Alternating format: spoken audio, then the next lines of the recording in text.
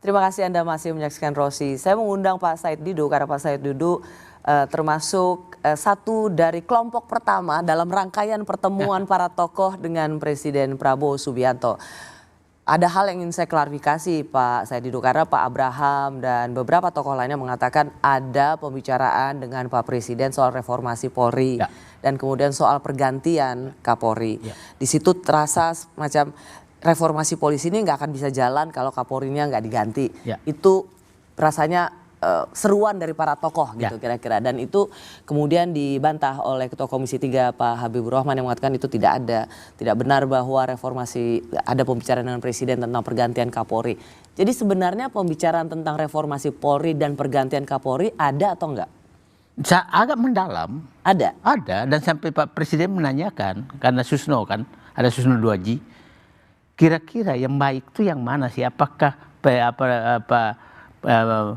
polisi itu dibawa langsung presiden atau dibawa kementerian? Itu presiden bertanya dan dijelaskan oleh Susno 2G dan kita jelaskan.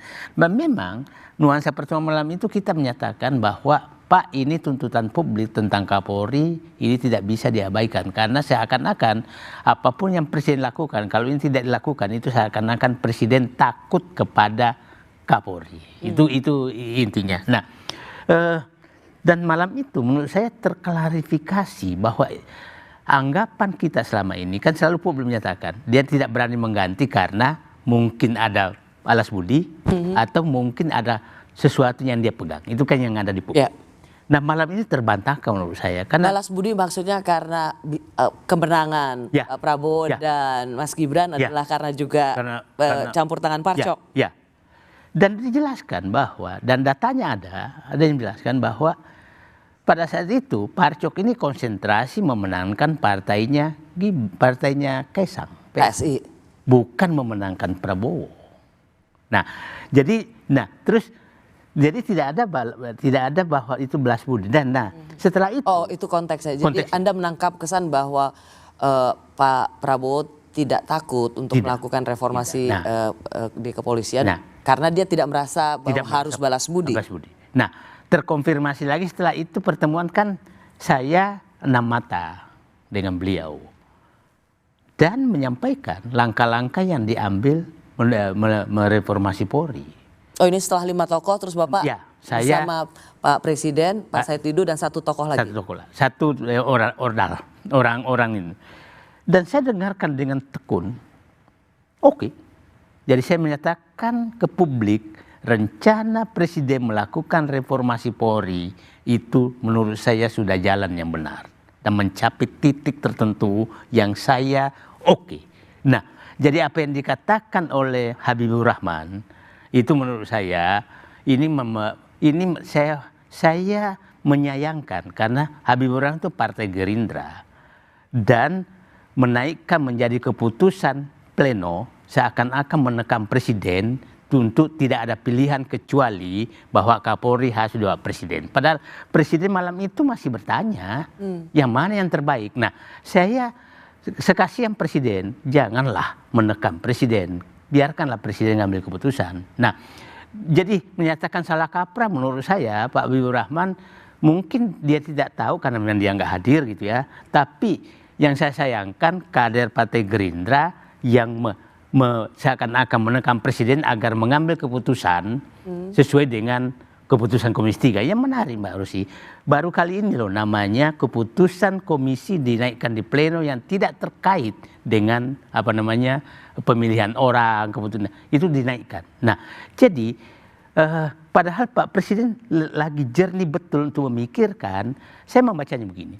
Presiden ini tidak gegabah hanya penggantian Kapolri menyelesaikan masalah polisi karena sudah sering sekali penggantian Kapolri. Saya mendengarkan ini dia menyelesaikan secara tuntas tentang kepolisian sehingga terkesan lamban penggantian Kapolri.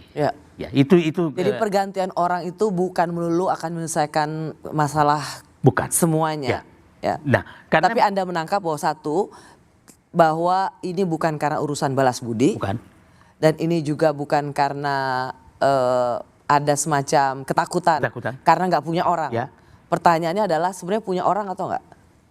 Kalau mohon maaf dia nama itu disebutkan dan saya tahu. Saya tahu dan menurut saya oke. Oke, kalau itu langkah itu dilakukan, saya yakin itu rakyat akan dapat tepuk tangan. Oke. Prabowo akan dapat tepuk tangan kalau yang dia jelaskan saat itu Namata dia lakukan.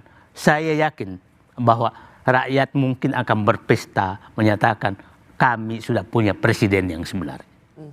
Itu.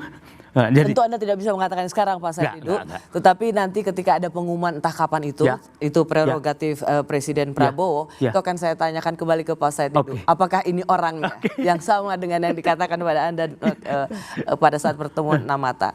Pertanyaan terakhir saya Pak Said Didu, Anda kan tadi Anda mengklasifikasikan orang-orang bertemu di rumah itu adalah orang dalam, pavilion, yang belum benar masuk ke dalam, lalu orang yang sudah kehilangan harapan atau orang yang tetap masih memiliki harapan. Anda di posisi yang mana setelah bertemu dengan Presiden? Saya selalu bahwa saya di posisi orang luar dan yang punya harapan, yang menitipkan harapan. Kan begini, kenapa saya menyatakan bahwa saya punya harapan ke dia? Karena saya ini ketemu Presiden yang punya patriotisme, punya nasionalisme, dan punya keberanian untuk melakukan perbaikan. Nah, yang menarik itu pada saat selesai itu, kayaknya kita perlu ketemu 2 minggu sekali. Presiden sibuk lah Pak. Saya bilang, Pak, udahlah Pak, kami butuh keputusan tiap hari, bukan pertemuan 2 minggu sekali. Tapi ada keputusan, saya perlu suntikan keberanian. Nah, saya bilang, Pak, kurang berani. Enggak, Anda lebih berani dari saya.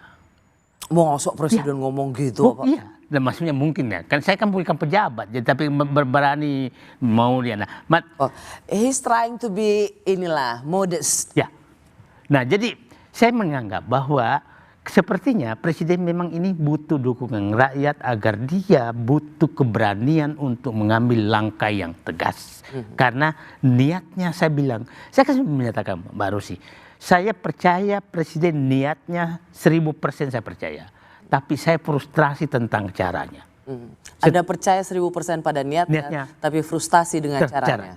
Nah, setelah saya ketemu malam itu, ternyata bukan omon-omon, dia punya niat dan ingin melaksanakan, dan dilaksanakan sepertinya itu hampir tiap hari dilaksanakan, cuma tidak diumumkan di pelaksanaannya. Saya mengambil contoh tadi tentang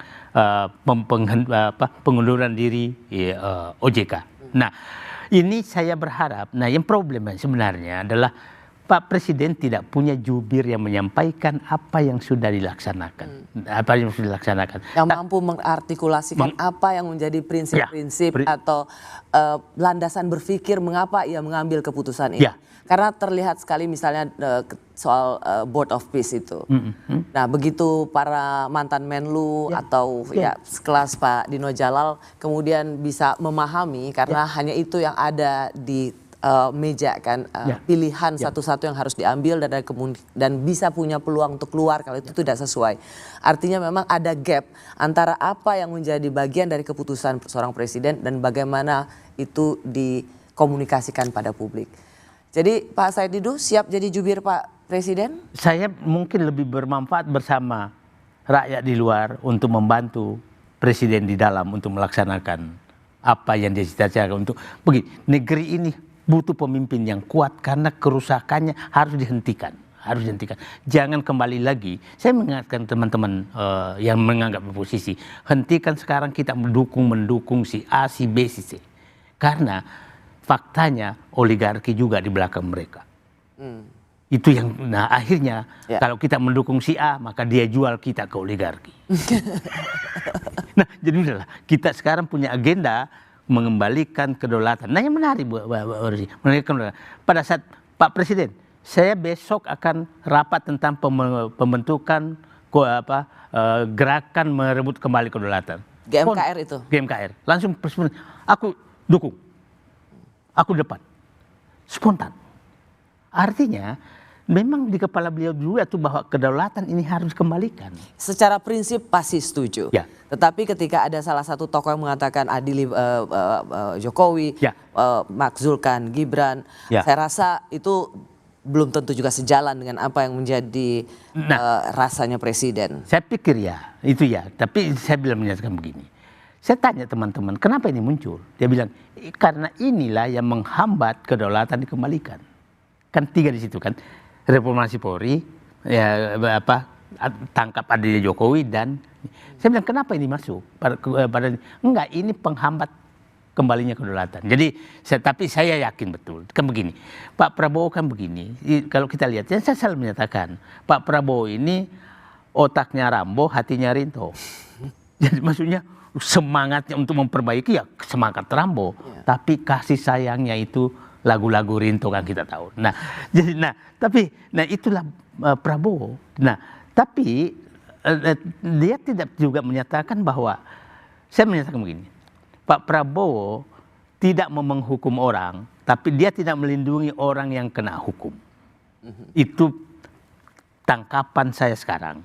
Pak Prabowo tidak ada niat menghukum orang, tapi tidak mau membela orang yang memang melanggar hukum. Oke, clear kalau begitu. Clear.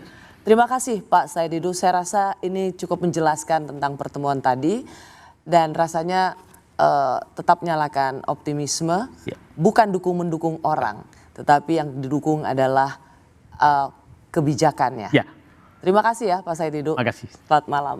Dan terima kasih juga bagi Anda yang telah menyaksikan Rosi. Kita jumpa lagi Kamis depan hanya di Kompas TV, independen, terpercaya. Sampai jumpa.